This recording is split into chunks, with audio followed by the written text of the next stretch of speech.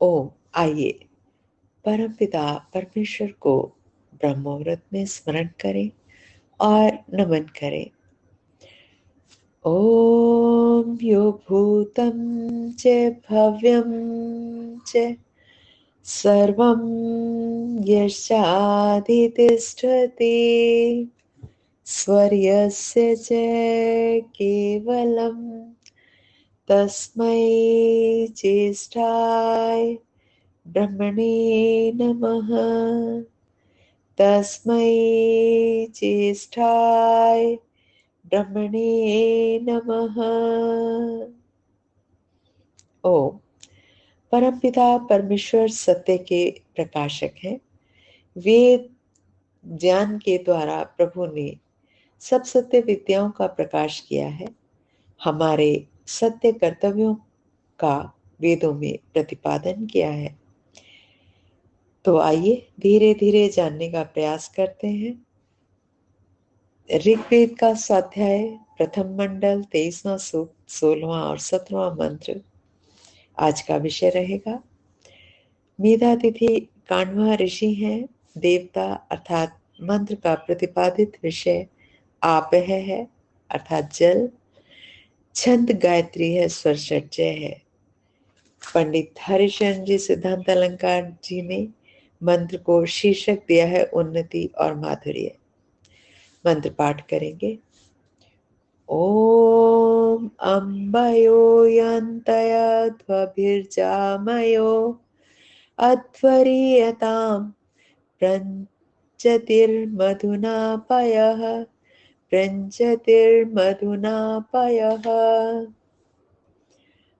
कहा है 15वें मंत्र में जब के अनुसार जब मनुष्य कृषि आदि सात्विक कर्मों को अपनाता है, कृषि को अत्यंत सात्विक कर्म कहा है, तो इन अध्वर्यताम, अध्वर अर्थात हिंसा शून्य कर्मों को करने वाले लोगों की अम्बयः माताएं तथा जामयः बहिनें अध्वभियन्ति मार्गों से चलती हैं। किन मार्गों से चलती हैं?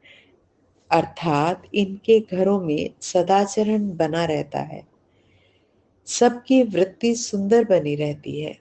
गीता के भी एक वचन में कहा गया है, अधर्मा भी भवात कृष्ण प्रदूषयन्ति कुल स्त्रयः।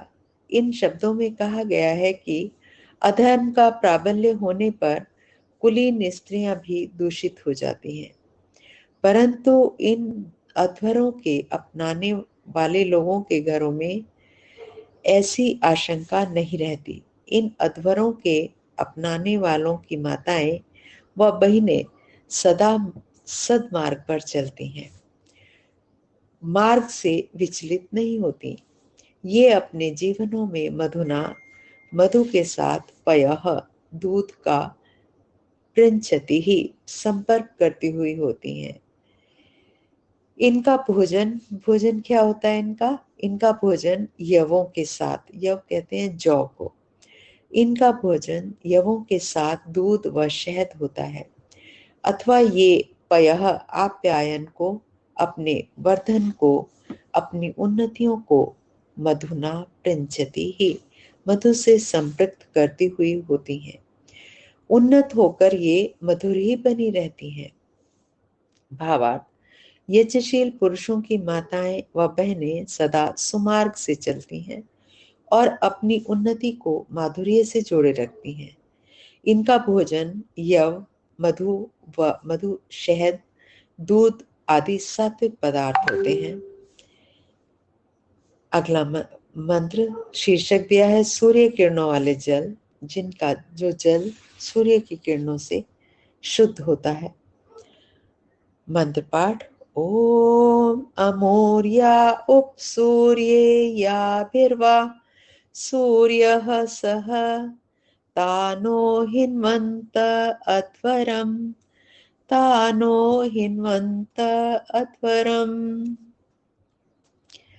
गत मंत्र में खाने के पदार्थों में जौ, शहद व दूध का उल्लेख हुआ है।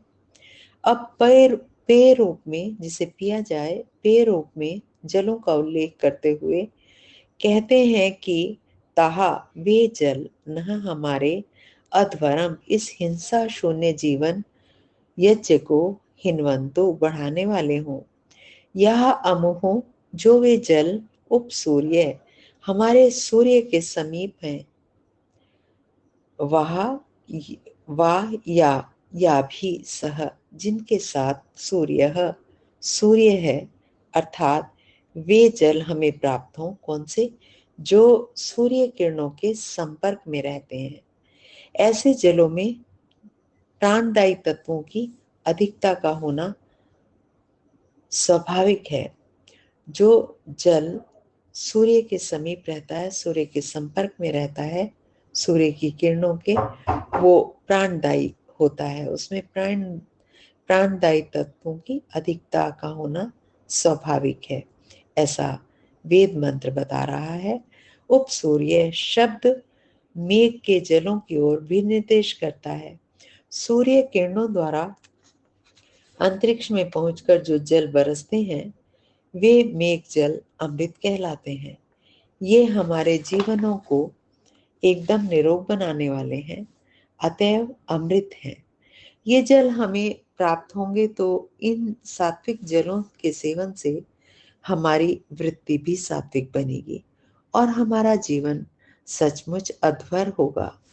भावार्थ, हम सूर्य किरणों के संपर्क में आने वाले सात्विक जलों के प्रयोग से हिंसा शून्य जीवन यज्ञ वाले बने। ऐसा आज के मंत्रों का संदेश, यही उपदेश, इसको अपने जीवन में उतारें। सदा सात्विक जल, सात्विक भोजन का प्रयोग करते हुए, अपनी वृत्तियों को सात्विक बनाते हुए आगे बढ़ें।